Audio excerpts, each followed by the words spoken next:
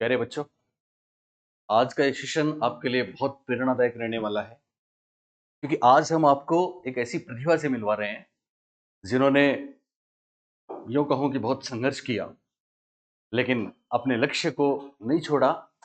पढ़ाई बदस्तूर करती रही, हमारी वो स्टूडेंट रही हैं। आपने शायद नाम भी सुना होगा, जो फर्स्ट ग्रेड में अभी संस्कृत से स्कूल लेक्चरर हैं, संगीता चौधरी। संगीता चौधरी अ, सबसे पहले 2007 से पहले मेरी ऑफलाइन स्टूडेंट रही थी। उसके बाद उन्होंने 2007 का एग्जाम दिया और उसमें टॉप रैंक में वो सिलेक्ट हुई। लेकिन उसके बाद उन्होंने जिस तरह से एक जिम्मेदारी निभाई, क्योंकि वो अपने माता पिता की इकलौते संतान है, माता पिता का भी ख्याल रखा, अपने ससुराल में भी पूरा ख्याल रखा। और बड़ी बात, दो बेटियों की माँ होते हुए भी उन्होंने अपनी पढ़ाई, अपनी मेहनत जारी रखी। और मैं आपको बता दूं, 2017 में फर्स्ट ग्रेड में सब्जेक्ट में 80% से ज्यादा मार्क्स लाके व्याख्याता के रूप में चयनित हुई। अब स्कूल की जिम्मेदारी बखूबी संभाल रही हैं, दोनों बेटियों को बखूबी पढ़ा रही हैं और अपनी पढ़ाई फिर भी जारी रख रही हैं। आपको बता दूं, संगीता ने 2017 में नेट क्वालिफाई किया, 2018 में फिर नेट क्वालिफाई किया और अभी रिसेंटली 2021 में पीएचडी के लिए एनरोल हो चुकी हैं। और इतना ही नहीं बच्चों, फर्स्ट ग्रेड स्कूल लेक्चरर के बाद कॉलेज लेक्चरर के लिए संगीता ने रिसेंटली जो एग्जाम हुआ है वो एग्जाम दिया है। और हम सबको विश्वास है, क्योंकि जैसा उनका पेपर हुआ है, हो सकता है राजस्थान में आपको उनकी टॉप रैंक देखने को मिले। पर अभी कॉलेज लेक्चर का रिजल्ट आना बाकी है। अब तक उन्होंने जो चीजें करी, मुझे मेरी खुशनसीबी है कि वो मेरी स्टूडेंट रही थी। तो मैंने रिक्वेस्ट की कि राजस्थान में इतने लोग, इतने बच्चे परेशान हैं, संस्कृत का कोई कंटेंट उनको ढंग से मिलता नहीं है। तो फिर संगीता ने हाँ करी और आपको विद्यासागर ऐप पे संगीता मैम पढ़ाएंगी। उससे पहले मैं आज उनका परिचय करा दूं आपसे, तो मैं बुलाना चाहूंगा संगीता मैम, आप आओ और हमारे बच्चों को थोड़ा आशीर्वाद दो। तो सबसे पहले तो संगीता, आपको बहुत बहुत बधाई। आपने इस तरह से मुकाम दर मुकाम हासिल किए हैं, सफलताओं के परचम लहराए हैं, इसमें कोई दो राय नहीं। सेल्फ स्टडी करके, कोचिंग तो करी नहीं होगी, सेल्फ स्टडी करके आपने ये मुकाम हासिल किया है। यूं कहूं, संस्कृत को आपने जिया है। तब हमारे बच्चों को भी वही सब फायदे मिलेंगे आपसे पढ़ के। तो सबसे पहले तो आपको मैं पुनः एक बार बधाई देता हूं। थोड़ा सा आप बताएं कि आपने किस तरह से तैयारी की और आज आप जिस मुकाम पे हैं, और आने वाले टाइम में आप कॉलेज लेक्चर भी बनने ही वाली हैं। हम सब बेस्ट विशेष भी देते हैं आपको। पर अभी आप जिस मुकाम पे हैं वो अपने आप में कोई कम नहीं है, इतनी जिम्मेदारियां संभालते हुए। सबसे बड़ी बात ये है। तो मैं चाहूंगा कि आप थोड़ा सा हमारे बच्चों को भी बताएं, ताकि वो मोटिवेट हों। इस तरह से आपने अपनी तैयारी कैसे की, कब से शुरू की, आपकी ये जीवन का जो सफर है सफलताओं का, वो कहाँ से शुरू हुआ और अभी किस दौर में है संगीता? नमो नमः विद्यार्थियों। परम श्रद्धे गुरुजी के चरणों में वंदन, माँ शारदे को वंदन। सबसे पहले तो मैं आपको बता दूं कि मैं बहुत ही भाग्यशाली हूँ। वो लोग बहुत भाग्यशाली होते हैं जिनके जीवन में ऐसे गुरु होते हैं। 2007 में जब मैंने सबसे पहले राजकीय सेवा की तैयारी शुरू की थी, मुझे अशोक जी पारिक जी सर ही मिले थे। और आज भी इसमें कोई अतिशयोक्ति नहीं है कि आज भी मेरे एकमात्र फेवरेट सर यही हैं। और सबसे ज़्यादा सब्जेक्टिव नॉलेज से भी ज़्यादा जीवन में जो मोटिवेशन इनसे मिला है परिस्थितियों से लड़ने का, उसका कोई सानी नहीं है। और उसको बताने के लिए मेरे पास शब्द नहीं है, और धन्यवाद देने के लिए तो शब्द कम ही पड़ जाएंगे। और आपको भी अब बिल्कुल भी तनाव लेने की आवश्यकता है ही नहीं, क्योंकि जो मेरे गुरुजी हैं वो अब आपके गुरुजी हैं, तो सब कुछ संभाल ही लेंगे। हमें तो बस मेहनत करनी है।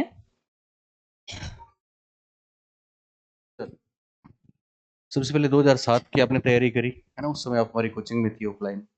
और कितने घंटे पढ़ा आपने, क्या पढ़ा, टेक्स्ट बुक वगैरह? फिर मेनली 2017 का आपका जो स्कूल लेक्चर में सिलेक्शन हुआ, उससे पहले आपने क्या तैयारी की? थोड़ा सा ये बताएं बच्चों को। तैयारी का ये है कि विद्यार्थी ये चाहता है कि मुझे सब कुछ याद रहे, लेकिन ऐसा संभव नहीं है। और मैं आपको बता दूं कि मुझसे ज़्यादा अध्ययन नहीं होता था। लगातार क्योंकि एक तो परिस्थितियाँ ऐसी रही, बच्चे छोटे होते थे, पारिवारिक ज़िम्मेदारियाँ मान लो, और ज़्यादा सीटिंग मेरे से होता भी नहीं था। लेकिन मैंने जो अध्ययन किया उसको मन से किया है। 2 घंटे भी मैंने अध्ययन किया तो उसको पूरा एक अपने अंदर उतार लिया, फिर चाहे मैं पूरे दिन किताब ही नहीं उठाऊँ। तो एक मतलब 24 घंटे में से आप 18 घंटे पुस्तक लेके बैठते हो, उसमें कोई सार नहीं है। आपने कोई टॉपिक लिया, मैं तो ऐसा ही करती थी जैसे मैंने 2 टॉपिक ले लिए, आज मेरे को ये करने हैं, तो मैं उसको पूरा करके फिर किताब ही नहीं उठाती थी। भले ही फिर पूरा दिन पड़ा रहे, वो टॉपिक मेरे 2 घंटे में हो गए, 5 घंटे में हो गए, अगर 10 घंटे में हुए तो 10 घंटे भी देने ही हैं, लेकिन उनको करके ही उठना है। और दूसरी बहुत अच्छी बात बताई संगीता। किसी टॉपिक को आपने स्टार्ट किया तो तब तक मत छोड़ना जब तक वो कंप्लीट नहीं हो जाए। और पढ़ना भी कैसे है, जैसे आपने बता रही है कि क्वांटिटी इंपॉर्टेंट नहीं है, कितने घंटे पढ़ते हैं ये इंपॉर्टेंट नहीं है, आप उसको मन से पढ़ो। मन से पढ़ने का मतलब वो ये समझना है, रटना नहीं है। और एक टॉपिक आपका क्लियर हुआ, उसके बाद फिर आप गैप ले सकते हो। साइकोलॉजी भी यही कहती है कि बीच में गैप लें तो अच्छा रहे। हो सकता है 4 घंटे नहीं पढ़े, 6 घंटे नहीं पढ़े, या दूसरे दिन पढ़ लो। कम से कम समय पढ़ के ऐसी सफलता हासिल करना अपने आप में एक उदाहरण योग्य बात।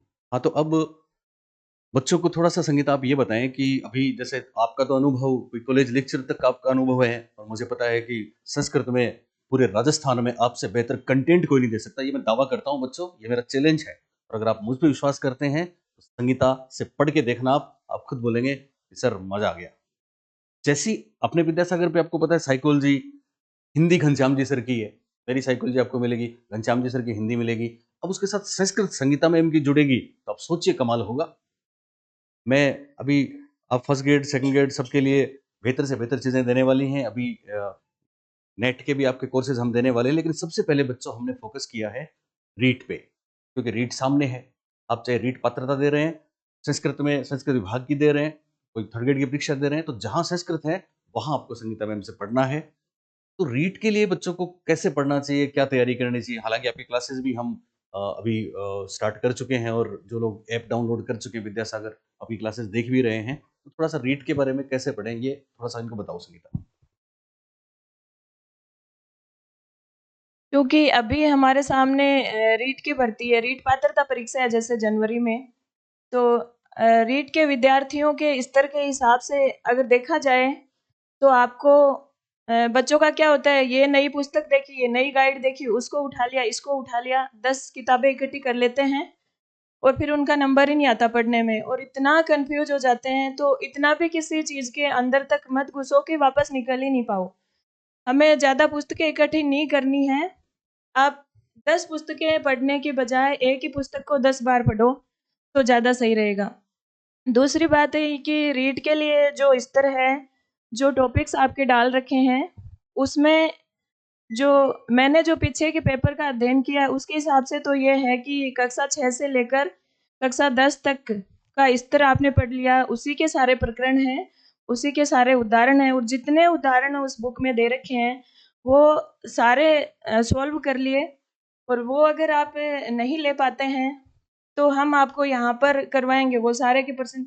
चूँकि मैं कक्षा 6 से 12 तक पढ़ाती हूँ, तो साथ-साथ मैं उन सभी को जो जो ही मुझे कोई प्रश्न दिखता है, मैं लिख लेती हूँ, और सारे प्रश्न आपको दिए जाएँगे, तो कोई दिक्कत नहीं आएगी, बिल्कुल भी तनाव लेने की आवश्यकता नहीं है। सारे के एक-एक उदाहरण मैं यहाँ पर कराऊँगी। उसके अलावा भी आप चाहें तो कोई भी एक पुस्तक ले सकते हैं, जहाँ सारा कंटेंट, सारे उदाहरण आपको मिल जाएँ, लेकिन एक ही लें। 10 पुस्तकें लेकर उनको अलग-अलग पढ़ने की आवश्यकता नहीं।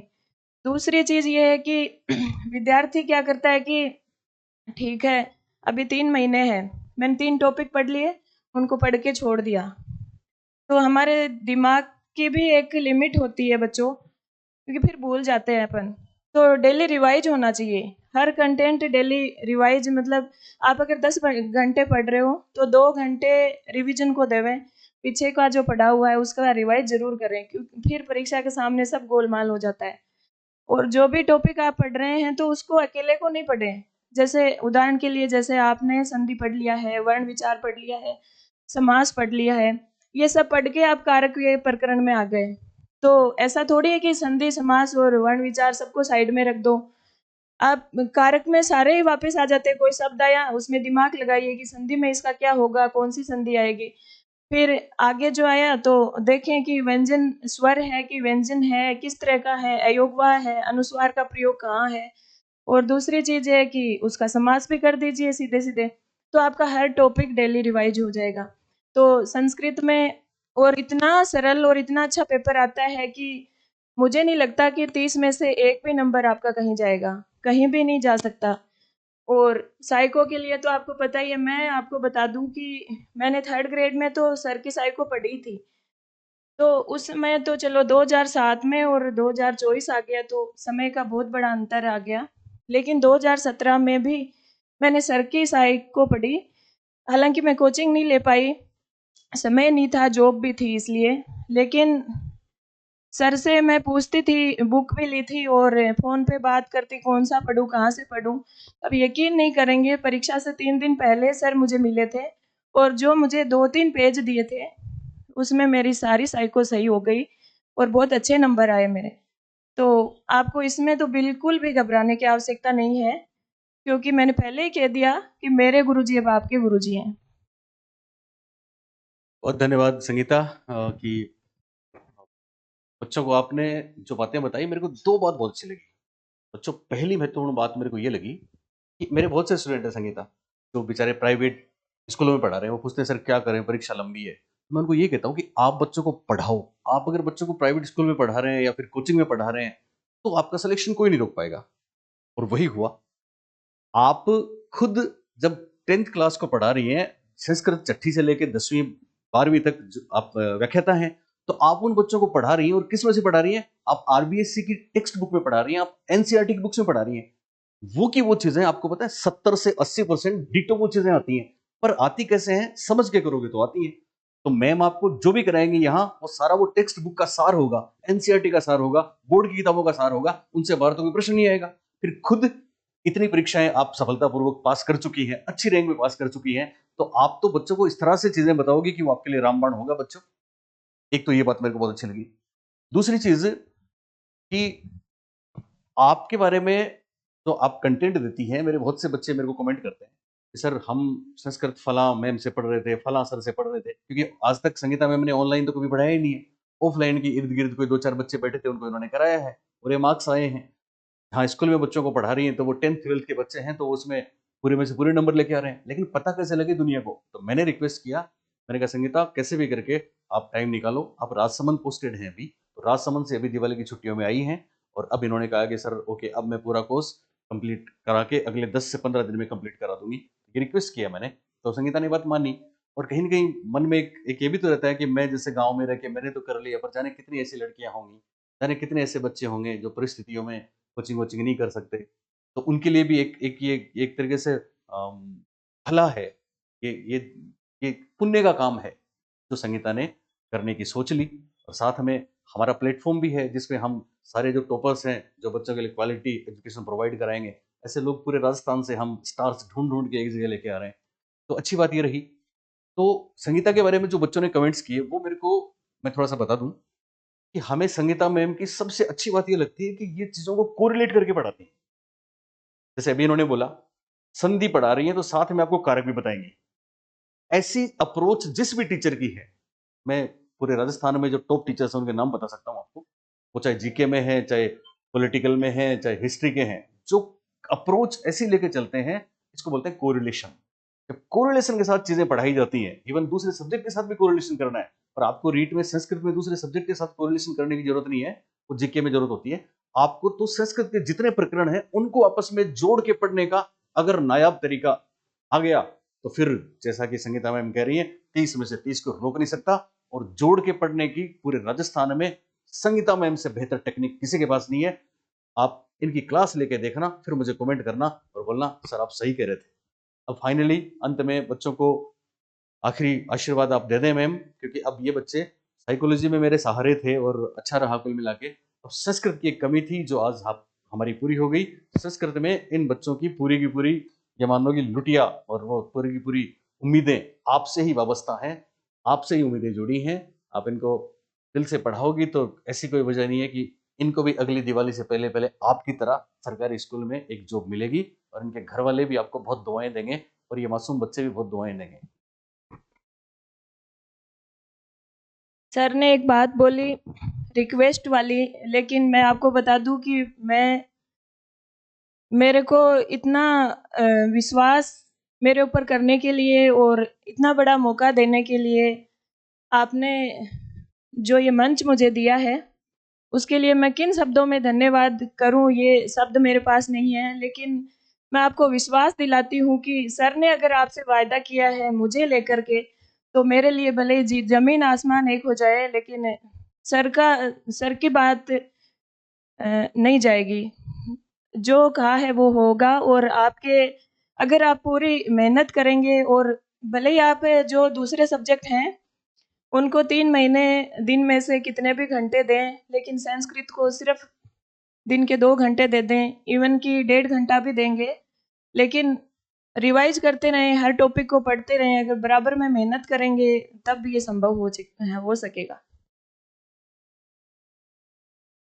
और मैं आप सबके उज्जवल भविष्य की कामना करती हूँ, और आप सभी जरूर इसमें सफल होंगे, और इसी में नहीं आगे तक ये सफर जारी रहेगा। और विशेषतः मैं लड़कियों को ये कहना चाहूँगी कि लड़कियों का संघर्ष है वो डबल होता है, दुगुना होता है, तो हार नहीं माने, क्योंकि संघर्ष के अंत में तो जीत होती है, लेकिन संघर्ष थोड़ा ज़्यादा ही होता है लड़कियों का, लड़कों की बजाय। सबकी अलग अलग परिस्थितियाँ होती हैं, लेकिन आप जिस मंच पे हैं, जहाँ से पढ़ रहे हैं, वहाँ आपको एक से एक सब आपके साथ खड़े हैं, और परीक्षा के दिन तक आपके साथ खड़े रहेंगे, मैं भरोसा दिलाती हूँ आपको। धन्यवाद सर। बहुत धन्यवाद संगीता। तो मस्ती से तैयारी करते रहें, संस्कृत की टेंशन दूर है। विद्यासागर ऐप डाउनलोड कर लें, और संगीता मैम की क्लासेस आप वहाँ पे डेमो के रूप में भी देख सकते हैं। और आपके घर में जो भाई बहन हैं, रिश्तेदार हैं, उनको भी जरूर बोलें विद्यासागर ज्वाइन करें। विद्यासागर में आपको पता है संगीता भी कहीं न कहीं, जैसे हिंदी घनश्याम जी पढ़ा रहे हैं, घनश्याम जी भी ऑफलाइन में, मैं भी था, घनश्याम जी भी थे, तो संगीता मैम के घनश्याम जी भी सर रहे हैं।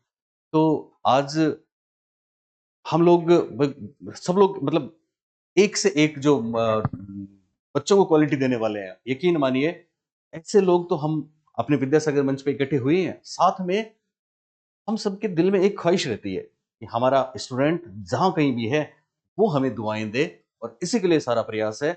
उम्मीद करूंगा कि आप आज के इस सेशन से कुछ सीखेंगे और जल्दी से अपनी तैयारी शुरू कर देंगे।